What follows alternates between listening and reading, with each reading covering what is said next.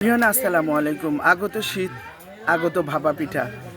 আসলে আমাদের ডিস্ট্রিক্টে অটোমেটিকলি সেই প্রচণ্ড শীত পড়েছে। দেখেন আমার একটা ভাই কিভাবে সোয়েটার পরে আছে, সবাই, আমি নিজেও অনেক কাপড় পরেছি।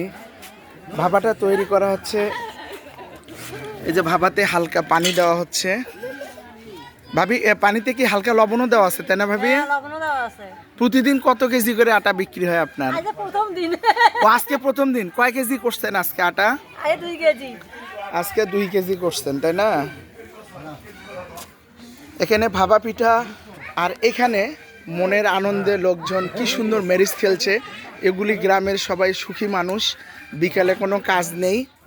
যদিও এটা আমাদের এই জেলায় হচ্ছে গাইবান্ধা জেলায় আমন ধান কাটার সিজন। এই সিজনেই ওনার ছেলে মেয়েরা মাঠে কাজ করছে, আর এই বয়োজ্যেষ্ঠ মানুষগুলি বসে বসে ম্যারিজ খেলছে।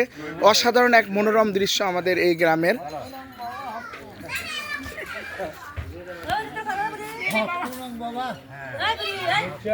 এবে কাজ করো না। যে আমি যে কথাটি বলতে চাচ্ছিলাম সেটি হচ্ছে যে প্রত্যেকটা জেলায়, মহল্লায়, পাড়ায় এই ধরনের গ্রামের রাস্তাগুলিতে আমরা ছোটবেলায় দেখতাম যে ভাপা পিঠা বিক্রি করতাম মাথায় গামলা নিয়ে, মানে 5 টাকা 3টা ভাপা কিনতাম। আমার মনে আছে সেই জেভিক কোম্পানি পাড়া থেকে এক বয়োজ্যেষ্ঠ লোক আসতো, যে 3টা ভাগা 5 টাকায় পেতাম। আমরা সকালবেলা রোদ্রে সব নিয়ে পড়তে বসতাম। ওই লোক বলতো, এই ভাগা ভাগা নেবেন নাকি, ভাগা। এই স্মৃতিগুলো ভোলার নয়। কিন্তু আজকে কিন্তু একটা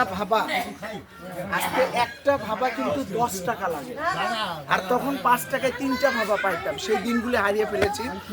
আমার এই নানারবাড়ি এলাকায় আমাদের এটা ভাবি, উনি প্রথম আজকে ভাবা পিঠা তৈরি করেছেন। শুনলাম নাকি 4 কেজি চাল ইতিমধ্যেই ব্লান্ডার করে নিয়েছেন, গুড় দিয়ে, লবণ দিয়ে, পানি দিয়ে মজার সেই ভাপা পিঠাগুলো তৈরি করছে। আর আমরা যে আপনারা দেখতে পাচ্ছেন যে ইতিমধ্যেই আমাদের এই অঞ্চলের ধানগুলি পেকে গেছে। এই যে ধানগুলি পেকে গেছে, কি সুন্দর এক দৃশ্য। অনেক জায়গায় ধান পাশে দেখছেন ধান কাটা শেষ হয়ে গেছে। এই নতুন ধান আগত, এই মুরগি যেন এই ধানে অ্যাটাক না করতে পারে, সুন্দর কিন্তু একটা নেটের বেষ্টনী দেওয়া হয়েছে। সে গ্রাম বাংলার অপরূপ দৃশ্য। 2টি ছাগল, এরাও শীতে মানে টোপলা হয়ে গেছে যদি আমি বলি। মানে আমাদের এই অঞ্চলে এত শীত পড়ছে যা কল্পনা করেও পারবেন না। অনেক শীত, এই শীতের কোনো শেষ নেই। ছাগল দুটি কি সুন্দর, সূর্যের আলো দেখা যাচ্ছে না, কি অসাধারণ ছাগলের দৃশ্যটা। ভাপার প্রক্রিয়া দিনটা আবারও বলে দিচ্ছি। উনি প্রায় 4 কেজি চাল ব্লান্ডার করছে, তার মধ্যে হালকা লবণ এবং হালকা পানি দিচ্ছেন ভাবি, তাই না? পানি দিয়ে সুন্দর করে মোলায়েম করে এই যে এখানে গরম পানি উঠাই দিছে, এবং হাড়ির চতুর্দিক দিয়ে একটা বেষ্টনী দেওয়া হয়েছে যেন কোনো হাওয়া না বের হতে পারে। শুধুমাত্র যে জায়গাটায় হাওয়া বের হবে সেখানে এই ভাপা পিঠাটা রাখা হয়েছে। 1 মিনিট থেকে 1.5 মিনিট সময় লাগে একটা ভাপা সম্পূর্ণরূপে বানাতে। এই যে আমার মামা এই যে ভাপা খাচ্ছে। মামা, আজকে তো প্রথম, কেমন লাগছে ভাপাটা শীতের দিনে? হ্যাঁ, খুব ভালো। আর মামা মানে আমাদের গাইবান্ধায় মানে সবসময় আগে শীত আসে, তাই না? তার প্রমাণ আপনার কার্ডে যে হারে মাফলার পেঁচাইছেন, ওই যে আর একজন টোপলা মেরে হাসতিছে, আর এক ভাবি ওই যে চাদর বিছাইছে, আর এক মামু এই যে অনেকগুলো কাপড় পরছে, পিচিরা লং, বুঝতে পারছেন তো একটা শীতের একটা মোটামুটি আবেশ চলে আসছে। এই যে জাহাঙ্গীরের সেই পোষা কুকুরটা। বাবা, তোমাকেও ঠান্ডা লাগে? আচ্ছা, তো ভাবি ঠিক আছে তাহলে। মামা, ভাপা খুব স্বাদ লাগতেছে না?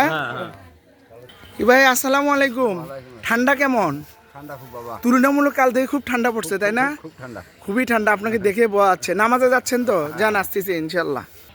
এই দেখেন, দেখতে পাচ্ছেন যে ধান কেটে জমিতে বিছায় রাখা হয়েছে। এই যে আমন ধান বিছায় রাখা হয়েছে, কেননা আমন ধানে একটা বৈশিষ্ট্য আছে, ধান কেটে জমিতে 2-1 দিন রাখতে হয়, তারপর বাসায় নিয়ে যায়। ইরি ধান যেমন কাটার সঙ্গে সঙ্গে নিয়ে যাওয়া হয়, কিন্তু এই মৌসুমে আমন ধানগুলি কেটে সঙ্গে সঙ্গে নিয়ে যাওয়া হয়। এদিন সবাই মারা কাটা নিয়ে ব্যস্ত। এই যে এখানে কিছু ধান কেটে রেখেছে, এই যে খড়ের ঢিপি দেওয়া হয়েছে, এই খড়গুলি গরু খাবে। এই জমিগুলো ধান কেটে ফেলে রেখেছে। আমি আগেই বলেছি আমন ধান কেটে এভাবে বিছায় রাখতে হয়। কি সুন্দর সারি, মানে দেখার মতো। এই যে এই ধানটা মনে হয় আজকে কিছুক্ষণ আগে কেটে শেষ করলো। আমার ভিডিওটি যদি ভালো লাগে ভালোবাসা দিয়ে পাশে থাকবেন এবং আমার চ্যানেলটিকে সাবস্ক্রাইব করবেন। কালো কাচু, যে আমি বাবা পিঠার ভিডিওটা দেখালাম, গ্রাম বাংলায় কিছু দৃশ্য দেখালাম। ভালোবাসা দিয়ে সবাই পাশে থাকবেন। আমার এই ভিডিওটি যদি ভালো লাগে আমার এই চ্যানেলটিতে সাবস্ক্রাইব করবেন। আপনারা জানেন আমার চ্যানেলটির নাম হচ্ছে আমি গাইবান্দার মানিক। আপনাদের ভালোবাসা ছাড়া আমি কোনো এগোতে পারবো না। সবাই ভালো থাকবেন, সুস্থ থাকবেন। আল্লাহ হাফেজ।